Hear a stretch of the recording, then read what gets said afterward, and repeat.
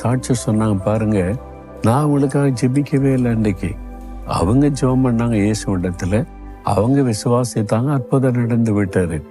பெரிய அதிசயம், எல்லாரும் ஆச்சரியப்பட்டு தேவனை துதித்தாங்க. இந்த மாதிரி அதிசயங்களை பல காரியத்தை ஊழிய பாதையில பார்த்திருக்கிறேன்.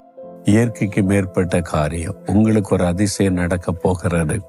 நீங்க சுகம் அடைவதற்கு, தேவை சந்திக்கப்படுவதற்கு, உங்களுடைய நிந்தை மாறுவதற்கு, உங்களுடைய தொழில் ஆசீர்வதிக்கப்படுவதற்கு, நீங்கள் ப்ரொமோஷன் அடைவதற்கு, உங்களுடைய பிள்ளைகள் செட்டில்மெண்ட் அமைந்து நல்ல ஆசீர்வாதமான வாழ்க்கை அமைவதற்கு ஒரு அதிசயத்தை ஆண்டவர் செய்ய போகிறார். விசுவாசிக்கிறீங்களா?